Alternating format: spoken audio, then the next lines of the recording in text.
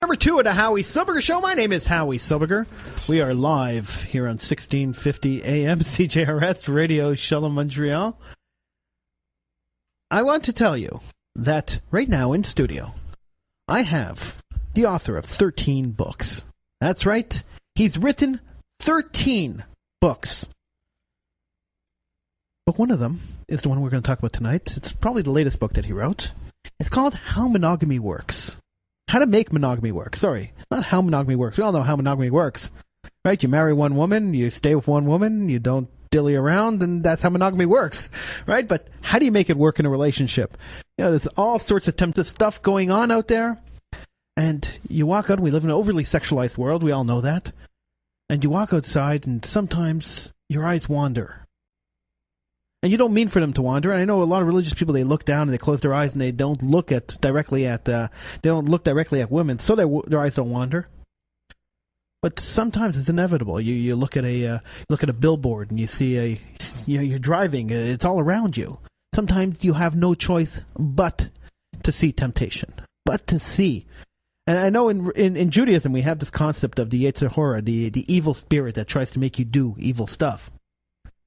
And we're always fighting that temptation. We're always fighting the evil spirit. But there are techniques you could use to help make monogamy work. Help you not want to go to somebody else and help you love your spouse, whether it's your wife or your husband.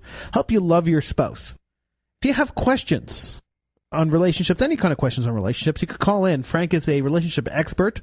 He is an expert on dealing in relationship problems and giving practical and frank advice on how to solve your relationship problems. His website is franktalks.com, and you can check that out on the internet if you have the internet. If you don't have the internet, well, get it. Of course, you could talk to Frank right now by calling 514-738-4100, extension 200. That's 514-738-4100, extension 200. Mad Mark is answering the phone tonight. After 7:30, you can call me about anything at all that you want to talk about. Frank, welcome to the program. Thank you, Howie. It's absolutely great to be here. Monogamy. Now, you know, if you live in a more secular version of the world, a lot of religious people say monogamy. I mean, there's nothing to talk about here. You marry your wife, you're with your wife, and that's it. But you know, that's not always the case in the religious world. It's not always the case in the secular world. We've seen plenty of examples in the religious world of people cheating on their wives, or people having women on the side, people going to prostitutes. I mean, we've covered these stories on the show. In the more secular world, we live in a world where television shows and the general media, the general mass media, encourages you not to be monogamous. All the celebrities in today's secular world are people who sleep around with 50 different, and the more people they sleep with, the more famous they become and the richer they become, because the more in demand they become, because they're sleeping with everyone, so suddenly they're great people. And these are the role models that media is demanding that our children emulate. And basically, it's taken the morality of our society. If you take a look in the last 50 years or 60 years, if you take a look at the morality of the 1950s or the 1960s, where Lucille Ball on her television show couldn't even mention the fact that she was pregnant. She couldn't say the word pregnant on her show. And the bedrooms were always depicted with two beds separated from each other, where husband and wife weren't even sleeping in the same bed. To today, where you could turn on television today and basically see pornography at almost any hour of the day on television. Morality in our society has dropped to almost a non-existent level. And by dropping to that non-existent level, are we not finding that our children are living in a world with no morals at all? I would have to start off by saying what we need to do as people who are exposed to media is realize that media is not an educator. Media is not something to look up to. It is just another source of information. You want to teach children about who they should emulate, who should be their hero. Teach a child to be his or her own hero. Teach them to go after the things that they want in a way that's in their best long-term interest. Do you think that television and that movies emulate society, that they reflect what's going on in society today? Not necessarily. I do think that they reflect the fantasies that people have. You have to remember that television, film, media of any sort, it's a form of escapism. It's a distraction. It's to present ideas of, well, wouldn't it be nice? Wouldn't it be adventurous? Wouldn't it be something other than what I'm living today? And you don't look at those things as examples of how to be. You look at them, if nothing more, as a distraction. You cannot take them seriously. The difference, however, when we're dealing with children and adults, is that entertainment for adults becomes education for children. Children don't watch a TV show and think, oh, that is just for fun. They're looking at a TV show thinking, oh, that's the way we're supposed to be. Let's use an example here, okay? Television program, Three's Company. Very famous sitcom. From the 1970s. 1970s. It was about... Early 80s, yeah. It was about a heterosexual man living with two heterosexual women. They were all friends. They shared the rent. However, he had to pretend to be gay in order to live in that particular environment. Oh, it's a great laugh for the adults.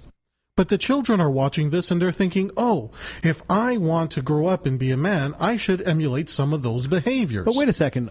Wouldn't children be looking at it and saying, wow, society at that point in the late 70s, early 80s, still had some kind of morality in it, still said a single man can't be living with two single women, right? Because it's a sexual thing. It's not it can never be a platonic thing. It's a sexual thing. And there was actually a landlord who says, no, not in my building.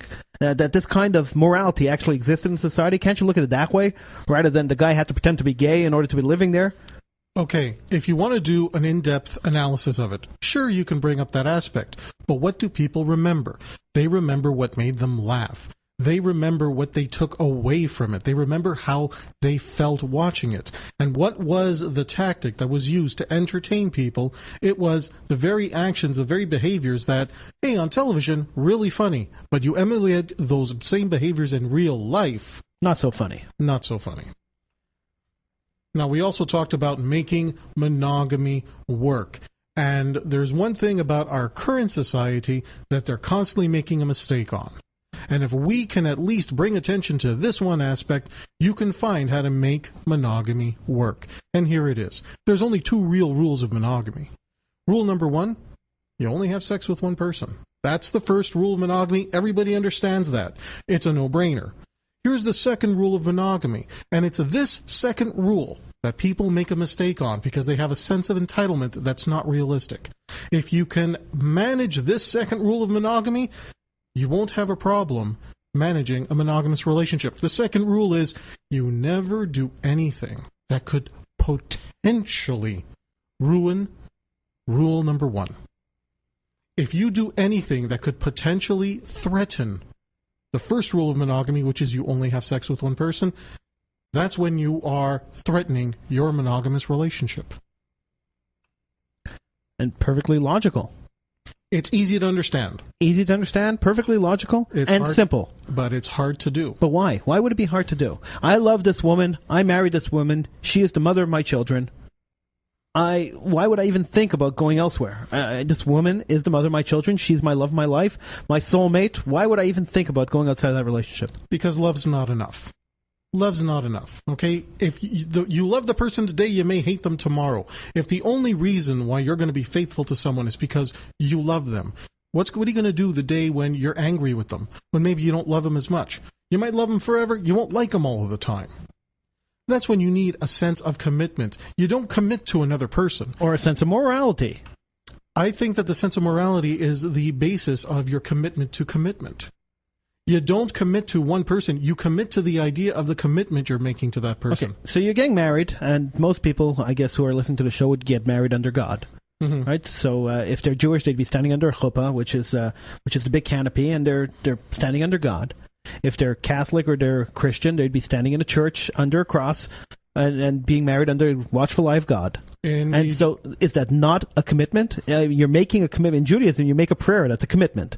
You're saying, I'm committing myself to you for life, and you're committing yourself to me for life. Right? This is the prayer you're making in Judaism. It's the same kind of prayer, the same kind of vow that you take in Christianity and Christian weddings too. So the question is, you're making that commitment right there. So if you make that commitment, you meant it when you made it. I'm sure you did. Not always. Some people do it because it's part of a ritual. They feel the pressure to go through the ritual, even though they may not necessarily mean it. I think that most people, when they get married with the best of intentions. They really feel, you know what, I'm going to give this a shot. I want to make this work. What happens when reality steps in, slaps you around, and you start really going through some of the challenges that a young couple is going to go through? Are you really still going to be as heartfelt about your commitment in that moment? Because that's the real test. Well, I guess the answer would be no, since 50% of marriages end up in divorce. So there must be something going on there that's not working. In most of those cases, a lot of those couples knew that they shouldn't have gotten married, but still went ahead and did it anyway. And one of the biggest things that I teach when I teach my classes for men, for women, and for couples is that you're only 50% of a relationship. You can be absolutely amazing. You can be the best person that there.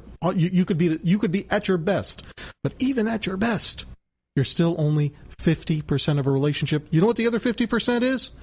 Choosing the right partner, and that's where a lot of people fall short. Because some people think, as long as I'm a great person, as long as I really work on myself, I'm going to be able to make a relationship work. You're only 50% of the relationship, even at your best. You got to make sure to choose somebody who you can build a life with, not the person who necessarily turns you on, not the person who's just a great distraction. You need to find somebody who's going to be a great lifetime partner.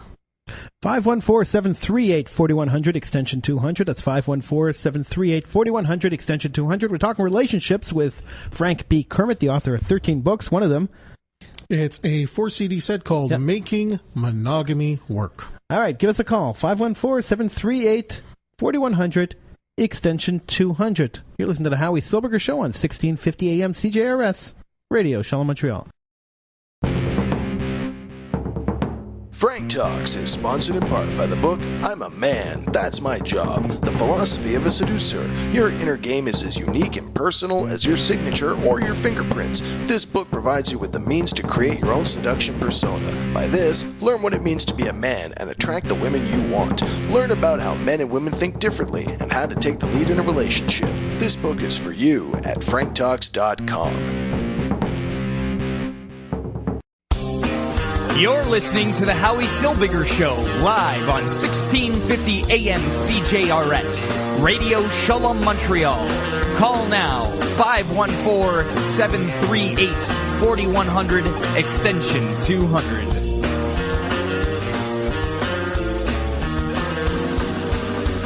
And welcome back to the program. In studio with me is Frank B. Kermit. He is the author of 13 books. One of them is How to Make Monogamy Work. It's not even a book yet. It's more of a CD set. It's a 4-CD set on Making Monogamy Work. That's right. So he's a relationship expert, which means that he's going to take your questions on relationships. He's agreed to come in tonight and answer any questions you have regarding relationships. 514-738-4100. Extension 200 is the number to call. Mad Mark is answering the phones. After 7:30, Frank will still be here, but we'll open the lines to talk about anything at all that you want to talk about. Frank is an interesting guy, and he might be able to comment on a lot of other stuff, too. So feel free to call in after 7:30. 514-738-4100, extension 200. This is the last show we're doing before Shavuot, and then we'll be back to our regular schedule starting next Sunday. Frank, there's a lot of people out there who are single. I'm a single guy. I'm a 35-year-old single male. I've been single my entire life. I haven't been married. And I'm looking to get married now. But it's harder for an older guy like me to find a proper mate, a proper woman. But there's a lot of younger guys who can't seem to find people. And when you look at the statistics of the world and you see that there's 2 women for every guy, it seems like a no-brainer that a guy could find a girl, and it'd be harder for the girls to find the guys. But you see a lot more single guys than you see single girls. Why is that? Okay, first of all, it's easier for a girl to get into a relationship. She's on the receiving end of attention.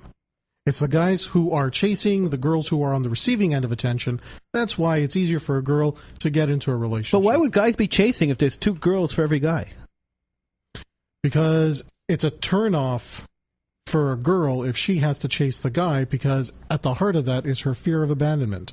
If the guy doesn't chase her a little bit, even just, to the point where he says, I like you, let's you and me get together, she'll always be wondering, is he going to stick around? Or did he just take me because he had no other options? Right. A woman has a fear of abandonment. Why? Because she can get pregnant. She can be left with child. And if she's not 100% sure that the guy is going to stay with her, she could be in a horrible situation a few months to a few years down the road. At least if the guy is doing the chasing, she knows on some level, well, he chased me. He really wanted to be with me. I'm special to him in some way. What happens when guys are taught, well, no, you have to be nice? Well, being nice is not the same thing as being attractive. And a guy who's too nice ends up turning women off. Right. And that's not really great for attraction. That's not what's going to make a woman say, I want to absolutely get married to this gentleman over here because he's a nice guy.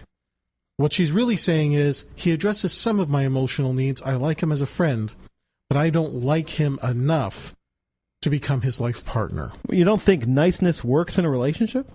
Depending, the guys have to be jerks? No, guys don't have to be jerks, but they need to take a more leadership role. They need to relieve her of the burden of her feeling like his mother. And if you wanted one definition, this is it. A woman can either be your mother or your lover. She cannot feel like both. And what is happening to a lot of these nice guys? They behave in a manner that makes the girl that they're interested in feel like she's mothering him. And that's what turns her off. That's what makes her say, I don't know about this guy long term. But don't some girls like mothering guys? The only women who truly love to mother a guy are those women who have a deep sense of insecurity. So they feel that their only means to keep the guy around, to prove their worth or value to a guy, is to overly mother him. And there are some guys who, it clicks. The problem is that long term, she'll end up feeling resentful. You see this in long-term relationships. Since I've come back to Montreal, I have found out that two couples that I knew who got together 12 and 15 years ago are now getting separated, getting divorced. What is the one common theme in all of these relationships that I have found? It's that over time, the woman feels like she's becoming the mother to her husband. And it just builds up such a resentment that the relationship is doomed. Sounds scary for a single guy. And Why would any single guy want to jump into marriage then? You'd be surprised that there are movements right now happening in the United States, an anti-marriage movement. Wow. Guys are saying, why should I take all the risk? Because if I get married and I start a family and she's going to end up leaving me because she feels resentful, I'm on the hook. Any wealth that I have built up will be destroyed. I will be paying child support, alimony. Why should I get involved? Why should I take the chance? And there's a lot of single people out there that are afraid. Why take such a big risk when the chances of it working out are very much against you? Now, we have a tradition in Judaism, at least, that, you get to a certain age, you get married. That's their tradition. You have kids. We're commanded by God to procreate. So one of the big commandments, the first commandment in the Torah, actually, is to be fruitful and multiply. So it's a commandment from the Torah. You have to get married, you have to be fruitful, you have to multiply. And that, multiply means have kids, repopulate the earth. So many men feel that this is their obligation. They have to go and they have to get married, they have to have kids, and they have to do it within a certain time frame, because if you wait too long, then you can't have kids. I mean, if you wait too long, it becomes almost impossible, not for the man, for the woman, to have children. Biologically, that's what happens, unfortunately, in this world, right? Mm-hmm. Not everyone's like Sarah, who could have kids at 100 years old. I mean, it doesn't happen, right? The question I have for you, though, is there are guys out there who really are desperate to get married, who really want to get married, but can't seem to find the way to go about finding people to marry. You try the websites, and you try here and you try there, you go to the singles events, right? And you always seem to fail. And there's a lot of people out there who feel this way. They always seem to fail. And if you take a look, especially around Montreal's Jewish population, there are a lot of single guys in their late 20s, early 30s, mid-30s, 40s, 50s. You go to the singles events, they're filled with single guys in their 30s and 40s and 50s. And why would there be such a proportion of men in those age groups that went through their 20s, they went through their teens, they went through their 20s, they went through their 30s, they went through their 40s, they're into their 50s already, and still haven't been able to find somebody to marry? Is it just they're being too picky? Is it that they're That they're insecure? Is it that they're giving off bad vibes? Is it karma? What would it be? Okay, let's start off with some of the basics here. If we assume that they're behaving in an attractive manner, that they're not doing anything to turn people off, then we have to look at what their criteria is in terms of what they're looking for. Maybe they're just too picky. Maybe they've got this fantasy in their head of this fantasy woman, the perfect 10, that they, and in my experience in helping a lot of different guys in this situation, I often find that the higher the guy's standards are, the more he has a fear of intimacy, and he uses higher standards to stay out of relationships. It's easier for him not even to get involved in relationships by saying, well, I really didn't like her, there was things that were missing, he's got these incredibly high standards, but he's not dating at all. So that's one possibility. So one second, these fear of intimacy, would that come from bad experiences in childhood when watching your parents fight or experiences like that? Is that where fear of intimacy comes from? Or is it just a psychological thing that sometimes happens to people? Fear of intimacy means that you associate more pain with being in a relationship than being alone. It's, the pursuit of pleasure and the avoidance of pain. If you associate pain with relationships, and like you said, it could be that they came from a home where their parents did not have a very functional marriage, and they're terrified that they're going to repeat those same behavior patterns. It could be that they were madly in love with somebody and had their heart broken at a very vulnerable time in their lives. What does that mean? That means they don't want to be vulnerable again. They don't want to take the chance again and possibly get hurt again. Because even in the best of relationships, you're going to fight with your partner. You're going to get, even in the absolute best of relationships, you're going to get hurt. People make mistakes. And you have to really have a strong sense of self. You may need a sense of faith, believing in the better of the long term. You might need a deep sense of commitment to help you get through those times. If you're dealing with a less than best relationship, it's going to be a real emotional turmoil to have to tough out those rough times. You're listening to the Howie Silbiger Show. I'm Howie Silbiger. In studio with me is Frank B. Kermit. He's the author of 13 books. His latest work is a 4-CD set, Making Monogamy Work. See, I got it right this time.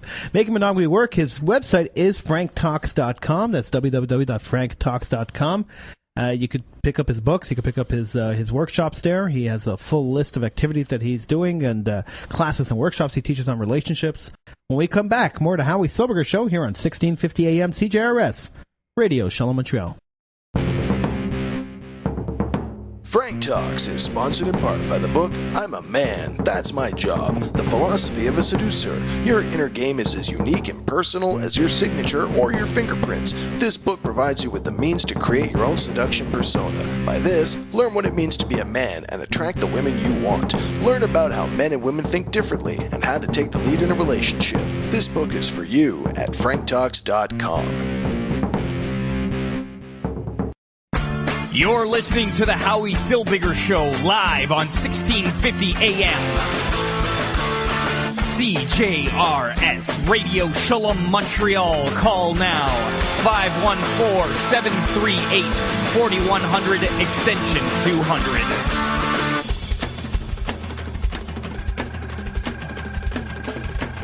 And welcome back to the program. My name is Howie Silbiger. It is after 7:30, which means that you could call in about anything at all that you want to talk about. Whatever's on your mind, give me a call. Number to call, 514-738-4100, extension 200. That's 514-738-4100, extension 200. In studio with me is Frank B. Kermit. He's the author of 13 books. And now he has a brand new CD set on relationships. It's called Making Monogamy Work.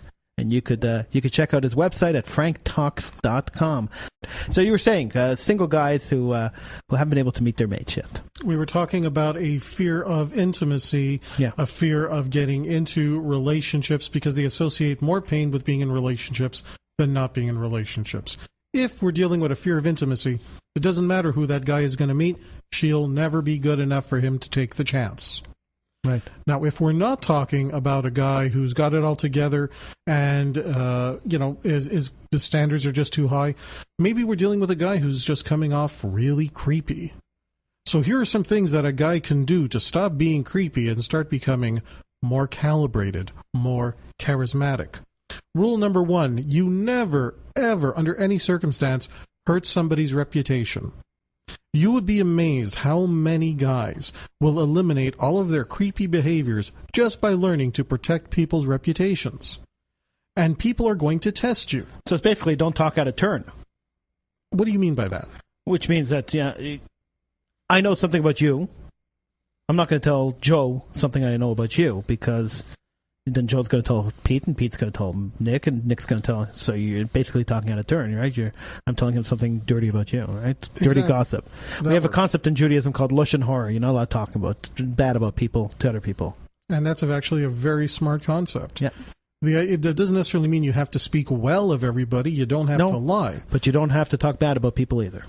Let's also add that, let's say in your mind it's not something bad, but it might not be the type of information that you need to share. Just because someone asks you a question doesn't mean you have to answer it. Well, the concept of Lashon Hara in Judaism basically dictates that you can't talk about something that you don't have firsthand knowledge of. You can't talk about people.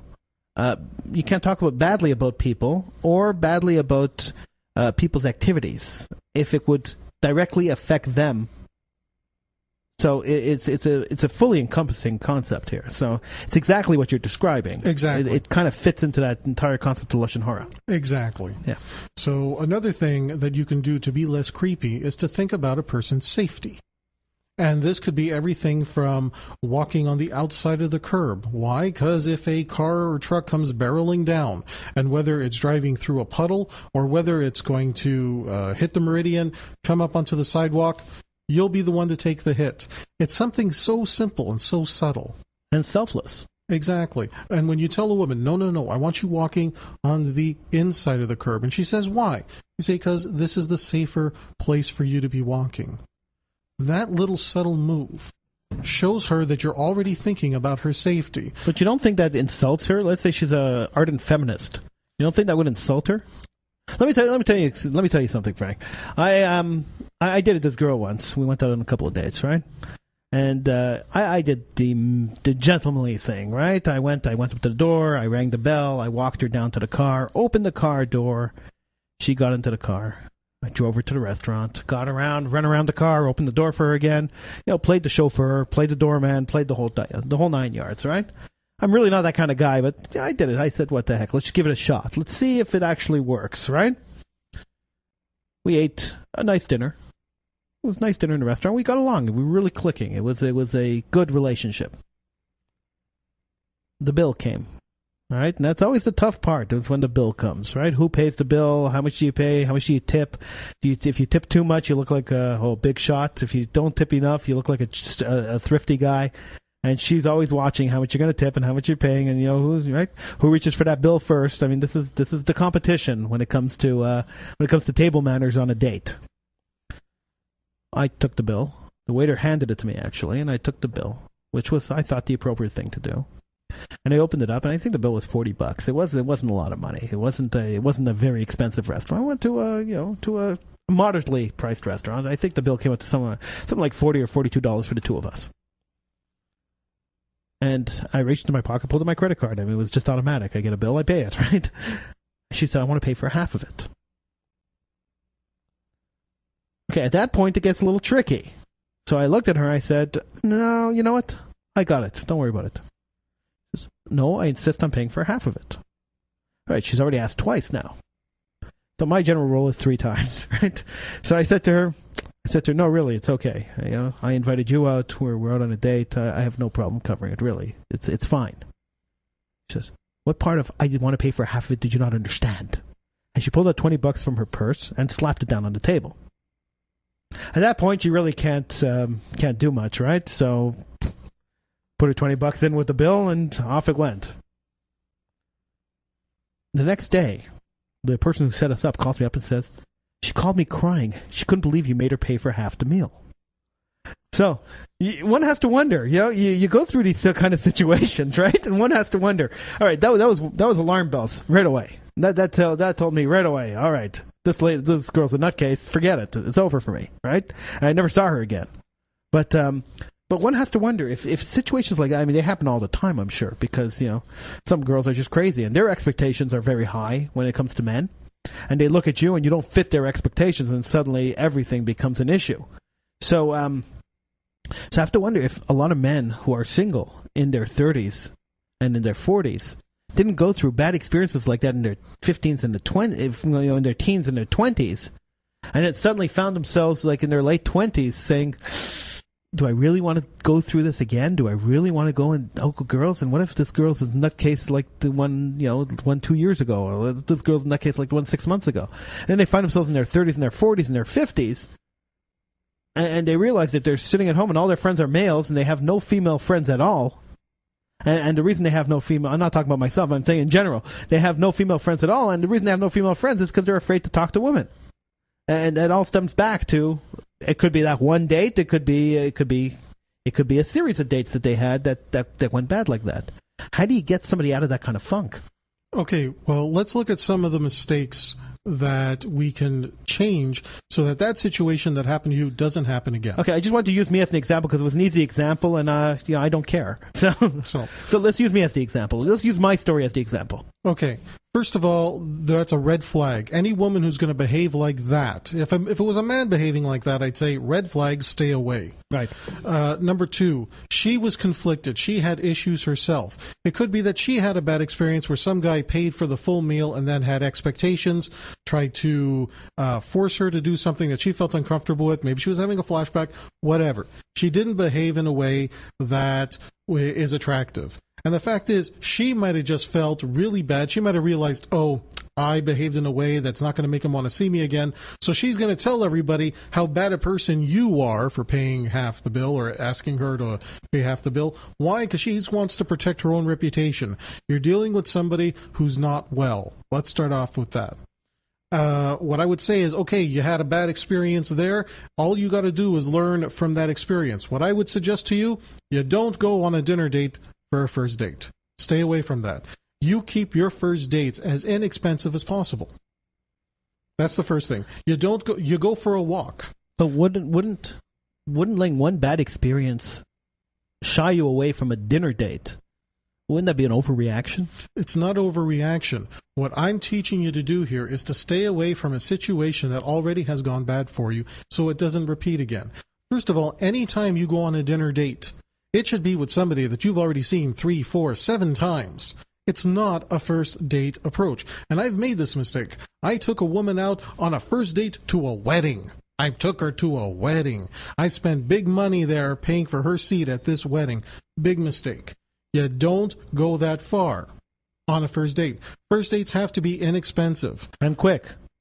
You want to go, you want to meet for coffee, you want to exchange, you want to find out what is it about this person that's going to make me want to see this person again. That's why you don't make that kind of a big investment. If, let's say the two of you really liked each other, okay, and there was a real connection there, nobody would have cared who paid for the bill because you would have said, okay, I'll tell you what, I'll pay for this one, you can pay for next time. End of story. When I've been in a situation where I'm going to pay a bill, she doesn't have to see it. I'll say, wait here, I'll go pay it at the front desk. She doesn't have to know how much the bill is. She doesn't have to know how much I'm tipping the guy. And my attitude is, if I'm inviting somebody out, I'll foot the bill. But I'm like that with guys as well. If I turn to a male friend and say, hey, let's go out for a beer, I'll foot the bill because I'm inviting him out. Let's be very clear here. When you're going out on a date, you're trying to figure out if the person you're talking to is going to be a good potential partner for you. You don't spend money trying to figure that out. You spend time. You get to know them. If you can't even hold a decent conversation over a cup of coffee, forget about dinner. If you like to, let's say you meet up for coffee at 3 o'clock in the afternoon. If you two are really into it and you have an incredible conversation and the next thing you know, wow, 3 hours have passed, it's already dinner time. Hey, let's go to another place and have a meal. At that point, you already know that there's a really good exchange. If you have relationship questions, call now. 514-738-4100, extension 200. Frank B. Kermit is my guest in studio. He is a relationship expert. If you have to talk about anything else you want to talk about, you can call me now, too. 514-738-4100, extension 200. Listen to the Howie Silbiger Show on 1650 AM CJRS, Radio Shalom, Montreal.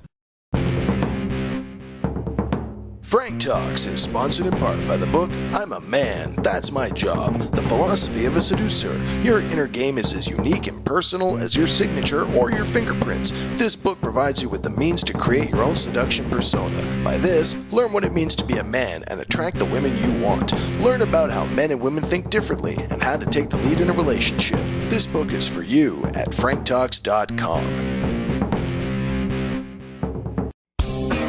You're listening to the Howie Silbiger Show, live on 1650 AM CJRS, Radio Shalom, Montreal. Call now, 514-738-4100, extension 200.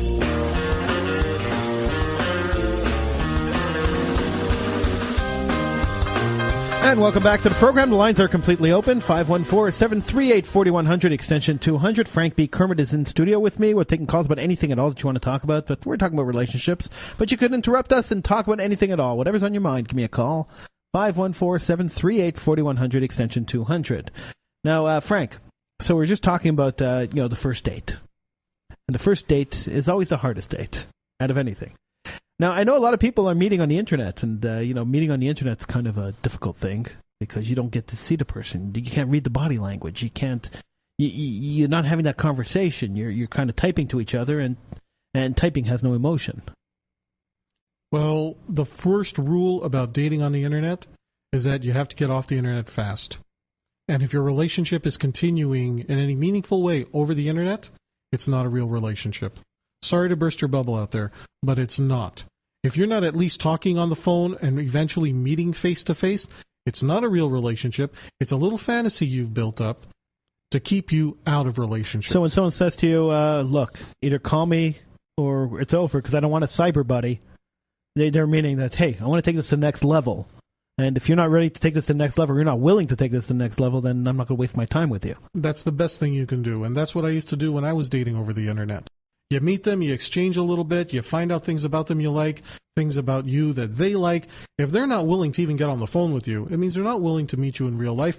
Waste of time. Move on. You don't have that much time. We're all mortals here. We're only here for a finite period. And if you have a biological clock to be worried on top of that, you have even less time to waste. Now, what about if they say, all right, let's webcam? Well, it's a start. But you still have to meet face-to-face at some point. This isn't the olden days where you had arranged marriages and a sense of commitment that would have kept two people together. No, there's still arranged marriages today. Sure there are. However, the divorce rate for arranged marriages are actually pretty close and the same as marriages that people get into by choice. There simply isn't that same sense of obligation to the commitment they make. That people are making commitment to another person. Doesn't work. You have to make a commitment to the commitment you're making. And that's what helps keep relationships going long term. That's what helps you figure out, you know what, I'm really angry with my partner right now. I'm not happy about this situation. Why am I going to stick it out? Because I promised I would. I'm staying committed to that. Right. You're staying committed to a commitment, not committed to another person. Now, people who generally stay committed, is it a certain type of person that stays committed? I mean, could you look at a guy and say, all right, this guy's going to be not going to be monogamous. This guy's going to cheat on everything and everyone. Does personal history, like if you were a player when you were a teen, does that factor in when you're an adult? Because people do grow up and mature. So does this factor in? Is it a personality thing, or is it more? Well, if this is the way you were when you were a kid, then this is what you're going to be when you're an adult, and there's no question about it. It's all about repeating behavior patterns. And the only time a person changes their repeating behavior pattern is when they go through some sort of catharsis. So let's say a guy is a player in his youth, and one day he quote-unquote grows up. Well, not necessarily.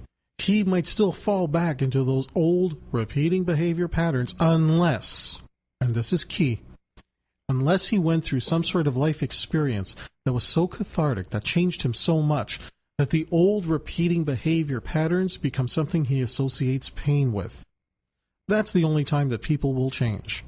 But unless you've gone through that whole cathartic experience where now you don't even appreciate the old behaviors that you did, you got to expect that the repeating behavior patterns of your past are going to come into the future. This is why people who start relationships from affairs always end. And the percentage of those relationships lasting long term is even less than people who are starting on fresh and even ground. Well, that makes sense, because you figure if you're cheating on one wife, they're going to cheat on the second one, and they're going to cheat on the third one, and they're going to cheat on the fourth one, because it's a repeating pattern of behavior. Yeah. Exactly. So, and let's also add one more thing here. One of the principles I teach in relationships: whatever your relationship is based on, remove that element, your relationship is doomed. If your relationship was based on the drama of a deceit, once the deception is gone, so's the drama, so is the relationship. Wow. This is why you're going to find many women who are dating married men, and this is something that I get often in terms of questions. They'll say something like, well, I can't wait for him to be free, or I can't wait for him to leave his wife. I let these women know, you're kidding yourself. Stop dating married men. Find yourself a guy who's available, because the day is going to come when that guy might become emotionally available, and for some reason, you'll be turned off. You don't know why. And every time I tell this to a woman who is dating married men, she says, oh my God, that's exactly what happened. And then they start reciting a story of some married guy that they were dating who his wife found out, his wife left him. He comes to her and says, well, okay, I'm not married anymore. Let's you and me have a relationship. Funny enough, she stopped being in love with him and couldn't figure out why. It's because the relationship that they had wasn't a true emotional connection. It was a form of escapism, and once the escapism was gone, so too was the relationship doomed. Frank, unfortunately, we're out of time. I had a bunch more questions I want to ask you. You'll have to come back. I want to thank you all for tuning in. I'm Howie Silbiger. He was Frank B. Kermit. You could catch him on franktalks.com. That's franktalks.com. He has a bunch of books he's written, about 13 of them, and he has a CD set called Making Monogamy Work, so feel free to go and order them off his website. He is a great relationship expert, and we're going to have him back because I have a bunch more questions I want to ask him, just don't have time for it today. I want to thank you for tuning in. I want to wish you all a good Shavuot, and we'll be back on Sunday night live here on 1650 AM CJRS Radio Shalom. I'm Howie Silbiger. I'll see you then. Frank Talks is sponsored in part by the book I'm a Man, That's My Job, The Philosophy of a Seducer. Your inner game is as unique and personal as your signature or your fingerprints. This book provides you with the means to create your own seduction persona. By this, learn what it means to be a man and attract the women you want. Learn about how men and women think differently and how to take the lead in a relationship. This book is for you at franktalks.com.